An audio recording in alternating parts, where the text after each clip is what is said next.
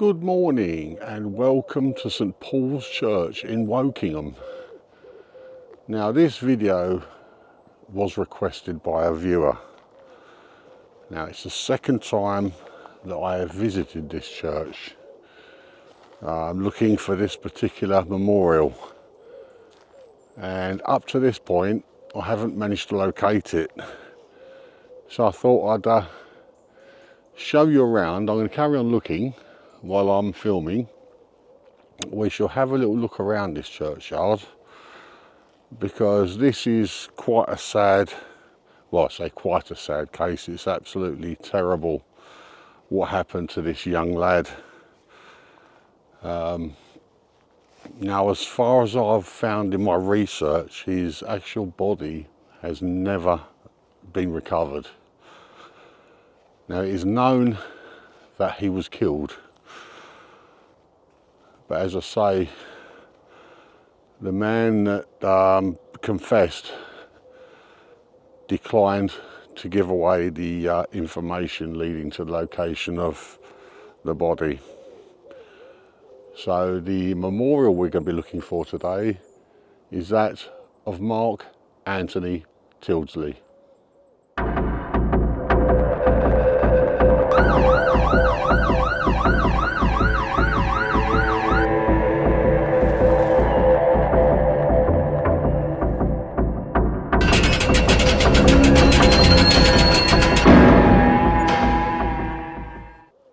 Mark Anthony Tildesley, he was taken by a gang of paedophiles for one purpose and one purpose only. He wanted to go to the fair. He went to the fair, and unfortunately that was his last night on this earth. But anyway, as I say, I've looked around. As I say, it's the second time I've been to this churchyard looking for this little memorial. Now, there's not a lot to go on Find a Grave and other things I've looked at. There's really not a lot to go on. But what we'll do is I'll turn you around. We'll look around this churchyard while I tell you all about Mark Anthony Tildesley.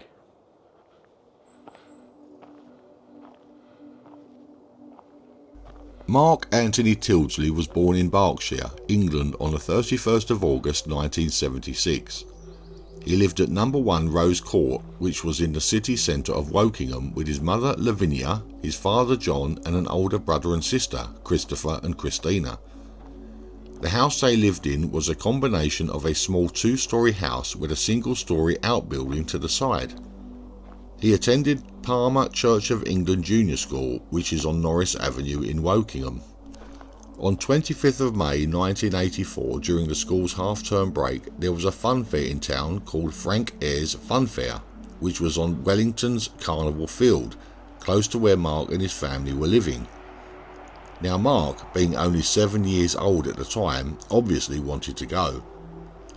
Due to financial restraints at the time, his father was unable to provide him with any money to attend the fair. Mark, however, was determined to go, so came up with his own money-making scheme. Shopping trolleys in 1984 were used by putting an old 10p coin in, which was returned to the user when the trolley was returned. Mark's idea was to hunt down abandoned shopping trolleys, return them and claim the 10p. He did this for a whole week before deciding that now he had enough money to attend the fair. On the 1st of June 1984, just after eating his dinner at around 5:30 p.m, Mark left the house on his beloved gold-coloured Rally Tomahawk bicycle and headed off towards the fair, which was around half a mile away and opened at 6 p.m. He had assured his parents by saying, "Don't worry mum, I won't be late," that he would be home by 7:30 p.m. 7:30 p.m. came and went, but Mark hadn't returned home. At 8 p.m, his parents decided to go to the fair to find him. On arrival, they found his bike, still chained up by the entrance to the carnival field. They searched around the fair for an hour, but to no avail. Mark was nowhere to be seen. They had no choice but to return home with only Mark's bicycle. Finally, at 10 p.m, his mother, Lavinia, called the local police and reported Mark missing. She then phoned her brother-in-law, Ted, and asked him to take her daughter, Christina, back to the fair and carry on searching for Mark. But after an hour or so, they too returned home reporting no sign of Mark. Thames Valley Police immediately launched a search for Mark Tildesley, using a helicopter to search the Carnival Field area, and which was equipped with a loudspeaker, but this also failed to locate him. They searched nearby rivers, streams, lakes and ponds, but Mark was nowhere to be found. Police questioned all staff and street vendors at the Frank Ayres Fun Fair, but again came up with nothing. On 9th and 10th of June 1984, a team of 15 police officers, 2 dogs and 100 soldiers from the Royal Electrical and Mechanical Engineers searched a large area to the south of Wokingham, but again found nothing. Meanwhile, the driver of a train operating between Guildford and Reading reported seeing a man carrying a fox with what appeared to be a child's arm in its mouth. 3 weeks later, they tracked the man down, but it turned out to be an animal bone. A national campaign was eventually launched to find Mark. Posters of Mark were put up in every police station in England. It has turned from a local missing person investigation into something much bigger, with the Times, the Daily Mail and the Daily Mirror all reporting the disappearance of Mark Tildesley. It was also reported on ITV's Thames News. On the 7th of June 1984, BBC's Crime Watch UK featured the disappearance of Mark for the first time. Over 400 tips poured into the police station as a result of the show. Shortly after Mark Tildesley's disappearance, several witnesses reported seeing the boy being dragged away from the fairground by a stooped man between 7 and 8 p.m.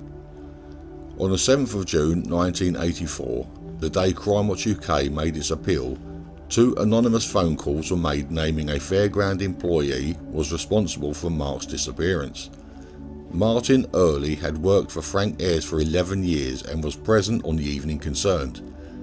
He confessed to police that he was responsible for the abduction, sexual assault and murder of Mark. Although the case seemed to have finally been solved, Early changed his statement several times and became unreliable. The detectives were forced to admit that they had arrested the wrong person. On the 16th of August 1984, the Metropolitan Police identified another fairground employee, Sidney Cook, who lived in London, as a new suspect. Cook was identified after a colleague tipped off the investigation about his behaviour around young boys. Cook denied any involvement, claiming he had an alibi. He had been working at an amusement park across from West Hendon Police Station in London that night. The amusement park owner, Rosie Gray, confirmed this alibi. Because of that, the police had no choice but to exclude Cook as a suspect. In 1989, the Metropolitan Police established Operation Orchid, an inquiry into the disappearance of children led by Detective Chief Superintendent Roger Stoodley. As part of this operation, in December 1990, they interviewed convicted paedophile Leslie Bailey, who had already been charged with 2 other murders, that of 14-year-old Jason Swift and 6-year-old Barry Lewis, both of which occurred after Mark's disappearance. Investigators had obtained a hand-drawn map which had been given by Bailey to a fellow inmate at HM Prison, Wandsworth. The map showed where Mark Tildesley had been killed.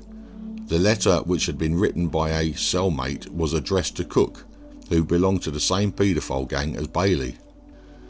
At this point, Bailey, who suffered from a minor learning disability, confessed that Cook's paedophile gang had abducted, drugged, tortured, sexually assaulted and murdered Mark Tildesley on the night he disappeared. It was at this point that the police realised that the stooping man mentioned by a witness was in fact Cook. On the 18th of October 1991, Bailey, with persons unknown, was charged with the murder of Mark Tildesley. The subsequent trial was very unusual in that despite Cook and Smith not having been formally charged in the murder, the judge publicly named them as perpetrators. Equally unusual was Bailey's instructions to the defence barrister to seek the maximum sentence possible, saying that he was surprised and disappointed that Cook and Smith were not in the dock beside him. On the 22nd of October 1992, Bailey pleaded guilty at Reading Crown Court to the lesser charge of manslaughter and one charge of buggery, and received 2 life sentences on 9th of December. Bailey claimed that he did not know where Cook had buried the body. Cook, on the other hand, has indicated he knows the location but refuses to tell the police or Mark's family where. Though Mark's body has never been found, on the 30th of January 1993, a headstone was erected at the Free Church Burial Ground on Reading Road in Wokingham, which is where we are today.